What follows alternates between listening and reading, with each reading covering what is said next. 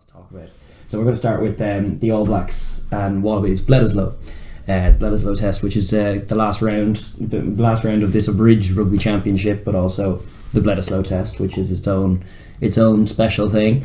And it's going to be happening in Perth. 10:45 a.m. our time. Ireland's time, yeah. Not sure whatever your time is, wherever you are. We have our resolute position on that. Yes, just give Irish and UK time. I guess. It's going to be ref by Jerome Garces as well. So I predict a bit more of a flowy kind of game. Maybe some different interpretations at ruck time. Perhaps it'll be interesting to see who gets the upper hand on that one. Yeah. But there's a few good little kind of things into. Obviously, as we're doing this, we're shooting this Monday evening. We don't actually have the teams that are named, but we have a bit of an idea. There's a few. Well, there's a bit of rumor. There's sort of a rumor mill going around that there's dissatisfaction with Kurandrani's performances or effectiveness at 13 outside of Karevi. Yes, which might not be entirely his own fault, but he's just himself and Karevi are so similar in styles and statures, and there isn't a balance to that centre. It's also very dissimilar to what they were doing when Curtly was on the pitch at 12 and Folau was at 15. Obviously, it's just a very very different system from what they've been doing for the last 4 years. Now, they did get quite a bit right with ball in hand. I know that game was sort of universally panned, but I thought there was good nuggets of positivity with what their backline did against Argentina last week. I thought Lealafano at 10 looked good. I thought Kerbetti on the wing looked great. It was great to see Beale back at fullback. Yeah, Beale at fullback is definitely, I think that's the one thing they've landed on that's bang on. I think the rest are kind of interpretable. Genny at 9 as well, I think. Genny at 9, of course, you should mention. He was great. Yeah, but the rest is all still kind of tinkering a bit. But well, apparently at 13, we there's a possibility of seeing Jordan Pataya. He's been out injured. He's a red centre. He's a 19-year-old. There a lot of positivity around buzz him. About him, and there's a chance that he might get in at 13 for a baptism of fire in Bledisloe. Outside of that, they could mix it up by putting, as you say, Adam Ashley Cooper in, or moving Reece Hodge into the centre and putting any number of players on the wing. So they are likely going to tinker with that. James O'Connor could also play there. James O'Connor is the other one. Came off the bench. And there's also the outside chance, I think, of Pocock returning to play. I don't think that's going to happen this week. Yeah, it might be a week too soon, back, which is good. That's interesting music to Wallaby fans' ears, I'm sure. He is some man for that team. He really does increase their chances like tenfold by being on the pitch. Totally. Particularly for Bledisloe Test, I think. Well, Hooper hasn't really hit his own heights at all this season. To be honest, not this calendar year for the Taz or for the Wallabies. We haven't seen the best of Michael Hooper yet this year. He hasn't really been lighting it up, and particularly over the ball, the kind of stealing aspect of it. He hasn't been anywhere near as effective as he has been in years gone by. He's still very athletic and he still moves very well around the park and puts in a lot of tackles, but they're definitely lacking for something in that back row. In Pocock's absence, you just see a huge void that normally when he's on the pitch, he is the most devastating player they have. Like any team is just getting spoiled by him pretty constantly. So it would be good to see him back. Definitely be good to see him back. As far as the All Blacks are concerned, Sonny Bill has been taken out of the squad. He played a full game of pre-season Mitre 10 Cup rugby. Right. And got his 80 minutes in. Yeah, and he's going to be rested this week. So they're happy with him. He's going to be in their squad, but they're just sort of managing his workload at the moment. And Scott Barrett has re-entered the All Black fray. That's a very timely. It's a very timely return, considering Brodie's out for them, which will affect things like the line out this week. Brodie is so elite in that area. He did a serious job on the box for much of that game. Picking off a lot of loose ones. He's very, very effective at that. So it'll be a different balance to that. That whole pack really will be slightly upset for the lack of a Brodie, which is normally the case. Would be. Similar to Pocock in Australia's case, you take Brodie out of the All Blacks and they are a weaker team for it. Totally. You can't name a team that you could take Brodie or Talek out of and not have them be weaker. But so I'm kind of curious to see how those packs match up. Things like line out time I'm interested in now. When there's a little bit of upset in it, it's kind of nice to kind of challenge yourself and see if they can actually kind of execute with different combinations.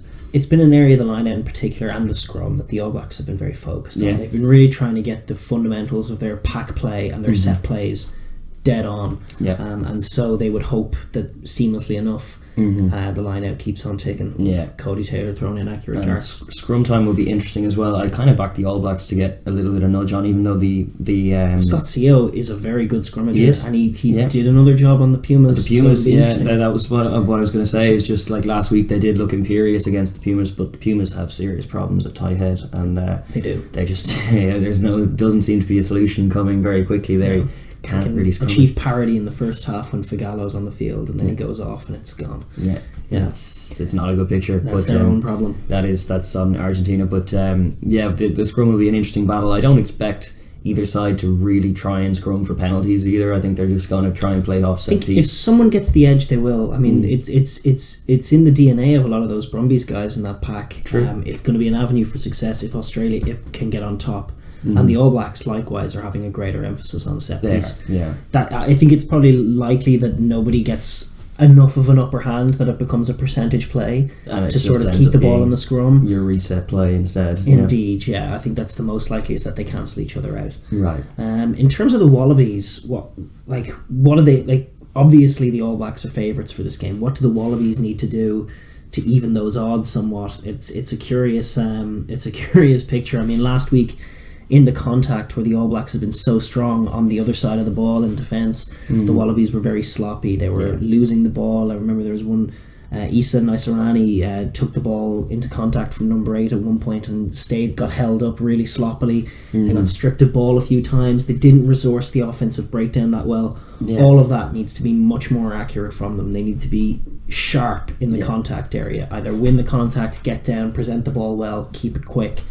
And then the other thing that I'd say is that they're getting they even with Leia Lafano at 10 last week and a better backline, they did play quite a bit off 9, and in the opening week they got instantly forced to play off 9 for much of the whole game. That's not somewhere where the All Blacks are weak right now. We saw it against the Box last week. It's not somewhere they're weak, but it's also not somewhere that Australia are particularly strong. I think off 9, they're not the best team in the world at that particular avenue. And the Box are one of them. If there is a team who can break down a tight defence with that kind of play, it's the Box. And the All Blacks for 80 minutes just stood up to it, and it was a bit of subtle play that got outside them. So the Wallabies, it's got to be about speed. It's got to be about getting the ball not outside the first channel into the hands of Beale, outside the second channel. Beale is their fulcrum. He's got to be their key, and it's got to all be done at speed, linking to the outside backs got to be wide straight away. And even if the All Blacks, they win their contacts, but they actually do resource the width of the pitch quite well. So it's a disciplined thing, but you need to maybe flood some of those wide channels with few more players, like a la the French. They look, and France have caught the All Blacks out a few times by just, because the All Blacks number up, they like to number up, but they can throw it out of sync by just flooding a bunch of players into the tram lines. So maybe have 3 or 4 players in 10 meters of space. Just on that wing area, and then execute simple little plays, get some All Blacks, get some offloads away. That's the kind of thing that can catch the All Blacks defence, and that's the most likely avenue for ball in hand success for the Aussies, for the Wallabies. And it needs to be emphasised on that. They can't go into it expecting an arm wrestle or looking for an arm wrestle or a physical battle, because I don't think they'll win it. No, they need to be very, very quick, speed of hand and of thought, and need to try and get through them. And one thing the All Blacks have been people have been scratching their heads about some of the just the trilessness of this tournament for them is a very unusual picture, but their defence has been stellar. Has been really, really good. Very, very difficult to break down, and the Wallabies will want to be a bit less sloppy than they kind of looked over the last couple of weeks. They seem to be still a bit, even in the win, it's a bit raggedy. Some of their ball in hand stuff is a little bit loose. We know at their sharpest that they can pull plays off and look spectacular. But so just a few of them would be interesting to see. I mean, the All Black defence has been great, but the Wallabies, they have a knack about them of even against unpicking world class defences. Beale, when he came off the bench against the Springboks, it's just that lightning strike, that one moment. Great line, great offload. I suspect they will get a try or two. Just one of those lightning flash moments. I think the more interesting question for the Wallabies is, when they're at the other side of the ball, when the All Blacks have the ball, the All Blacks haven't been scoring as many tries. Can the Wallaby defence affect a similar kind of effort to what we've seen Springbok sides and Ireland sides do in the last 12 months? And it's an interesting question. I mean, in terms of how they approach it, it's kind of an awkward one before you've seen the All Blacks team. Because I think you're going to get a huge picture of what the All Blacks are going to do by what they do in the absence of Sonny Bill with the 12 jersey. Yeah, is it going to be Lemape? Indeed, if they give that jersey to Lemape, I think he's going to be that's where they're going to target. They get he's going to be our advantage line point, and he's who the Wallabies have got to stop. And you don't have to worry about the offload as much with Lemape. You've got to worry about stopping him. And if you can stop him behind the gain line, make the ball sloppy, maybe isolate him and let him get past the gain line, and then flood the breakdown with some players. That's the kind of thing you can do if you have a Pocock on the field. Sure. Those are the kind of plays that could see the Wallaby defence, get on top and win some games.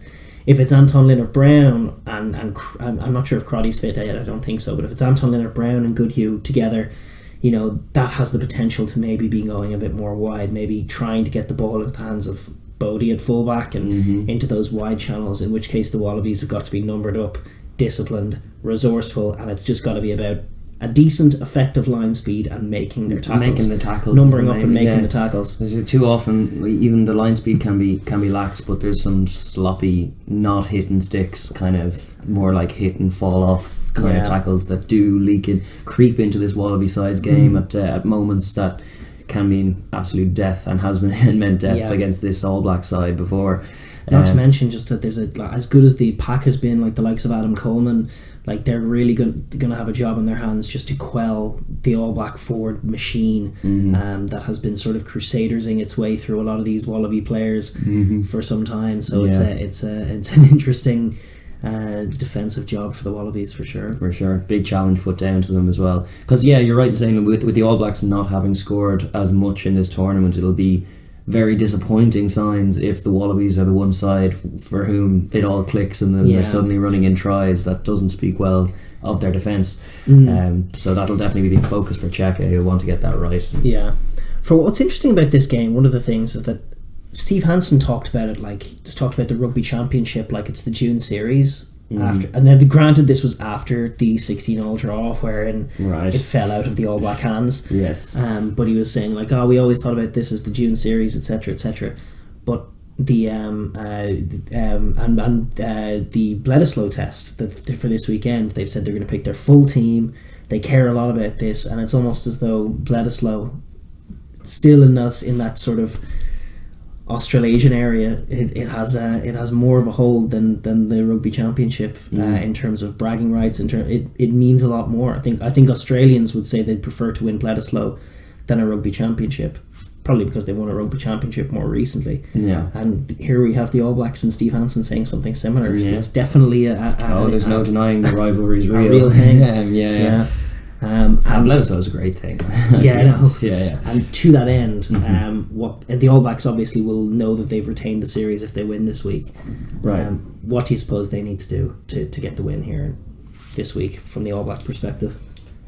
From the All Black perspective, I don't think they actually need to change too much. I think they match up with this kind of more forward-oriented game plan they've been working. I think they match up very well against this Aussie side, and I think they're probably going to be dominant up front. And it's really, it'll fall into the hands of the halfbacks, who they're picking at halfback to kind of navigate themselves around the pitch and just kind of put the squeeze on. I'd say you can pressure this at Wallaby side into making loose defensive plays and pouncing with some tries. That's kind of the picture I want to see them setting. It doesn't need to be that frenetic. In fact, I think it'll probably be quite slow at times in terms of the All Black build-up and multi-phase, but I expect them to get the job done, to be honest. I haven't seen enough from the Wallabies to convince me that they're going to stop the All Blacks. Fair enough. Would you expect TJ and Mo'unga? That's what I was wondering. Stick with that? If you're saying the A team, I don't know what that is, because I still just don't know what their best way of orientating that team is. Like you're saying, Laumapi, Linnert-Brown, two very different options that we don't quite know which the best one is. Mo'unga at 10 with Barrett at fullback makes a lot of sense, but if that's the system, does it make sense to have Ben Smith on the wing? That's a very good question. They're not ready to drop Ben Smith. No, they're not. But I'm not ready to call that either. But if Bowden's at 15, he's doing a lot of that mop-up work, and then the 14 jersey is occupied by someone who is, yes, defensively very sound and one of the greatest thinkers. Aerially great. One of the great thinkers of the game, readers of the game.